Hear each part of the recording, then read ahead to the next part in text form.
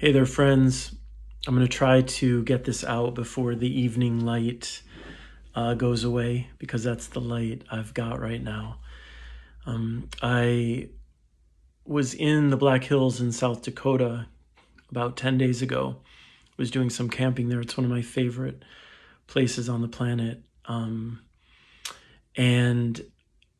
in part because it is, the reason they're called the Black Hills is because the darkness that is created by the ponderosa pines that cover these mountains. And the Lakota people named them, I'm forgetting the Lakota words, something like Parahapa. I'm forgetting, but in any case, it means hills that are black.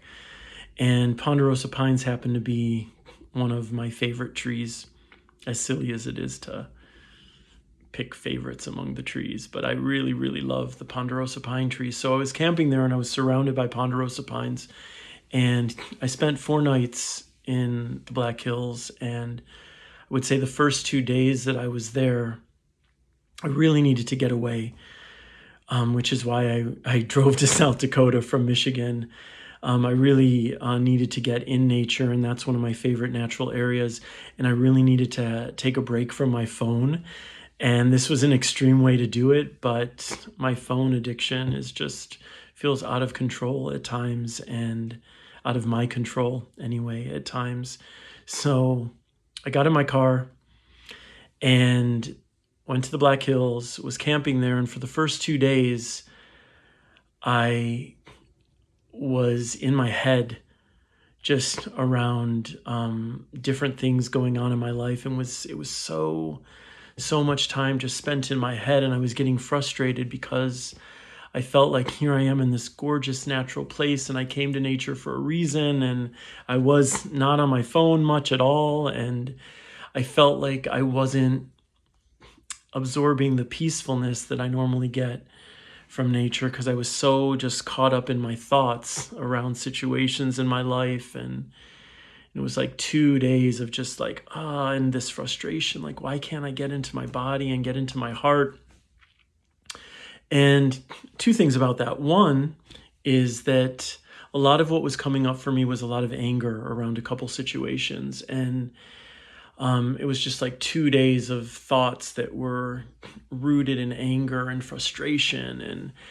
And I was just like, okay, I get it. I'm in the Black Hills. I want to enjoy my time here with the buffalo and the elk and the ponderosa pines. And what I realized was that, this anger needs to come forth, and that any anger that's being moved out of my body, even just through thoughts, is anger that's not going to be cementing itself inside my being. Right. So I was able to step outside and just see, hey, this is anger that is inside you.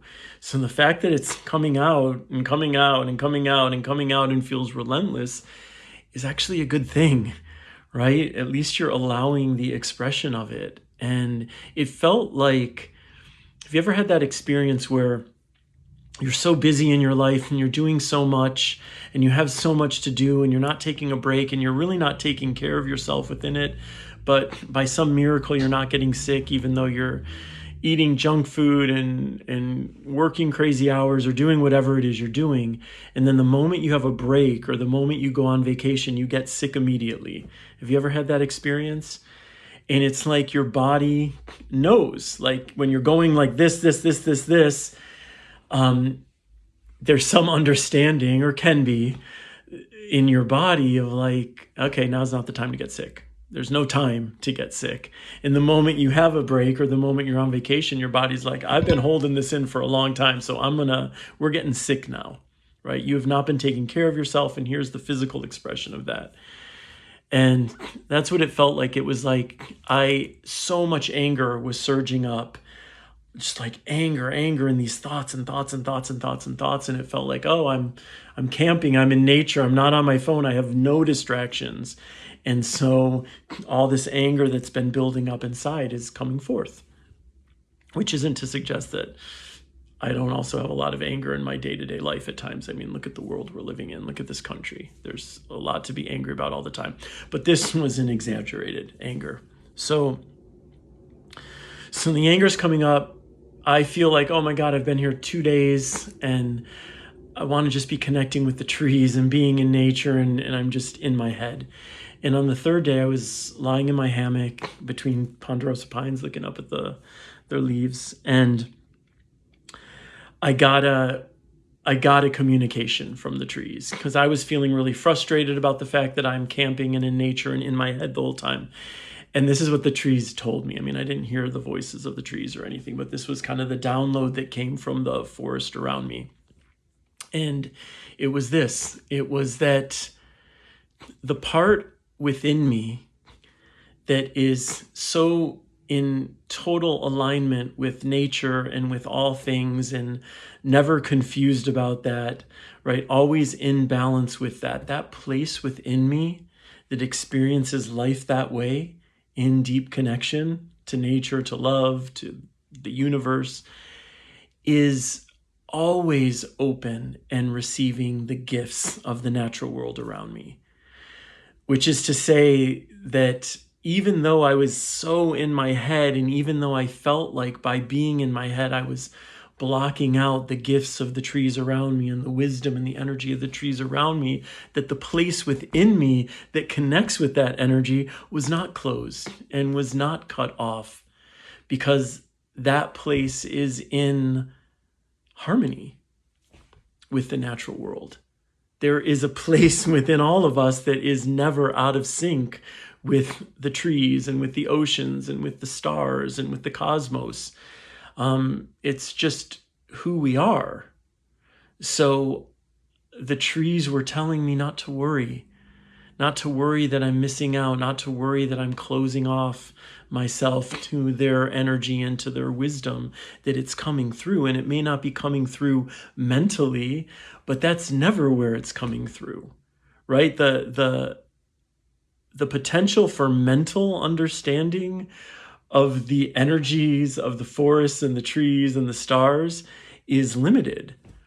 But the potential for that deeper kind of soul-centered, universal alignment understanding, which I feel is within all of us, it's the essence of who we are, that never gets out of whack.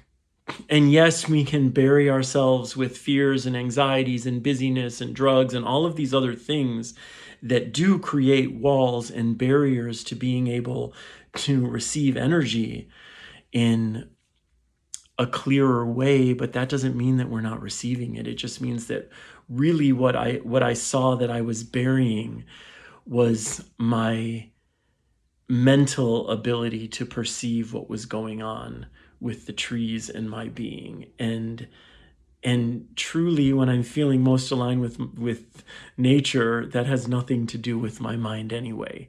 So it's not actually within the power of my mind to block the energetic resonance between me and the ponderosa pines, or me and the oceans, or me and the stars, whatever it is. And it was really beautiful.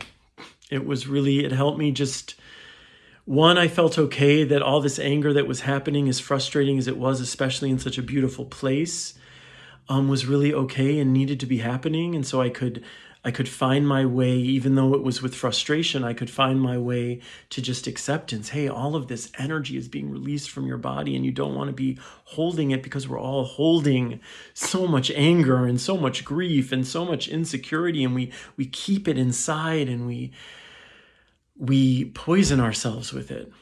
We hurt ourselves with it. So the fact that if you're going through something and it's all like coming out and you're frustrated because you're mired in this sense of rage or whatever else, just know that that is actually energy leaving your body, and that can be a really positive thing, so that you're not stifling it. And then also just the beauty of understanding that there's a place within me, there's a place within you that is always available to the divine wisdom of the forests and the flowers and the rivers and the stones and the sky. Like, it is impossible for us not to receive that energy, because some part of us is always, always, always aligned with that energy, is always one with nature. in the same way that some part of us is always one with love, right? So we are, whether our mind is aware of it, we are available to it. We are being supported by the natural world around us. And that was a beautiful gift from the forest to me on this trip.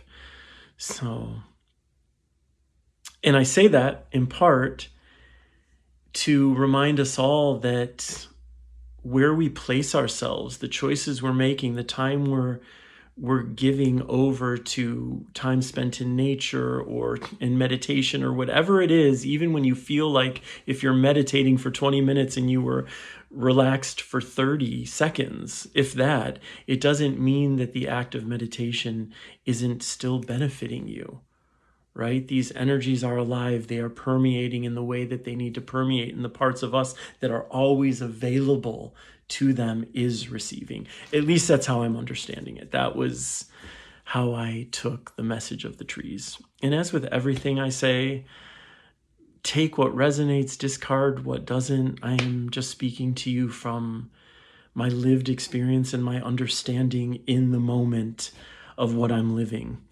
And that changes often. And but this felt good and felt true. So I send you all so much love. And until next time.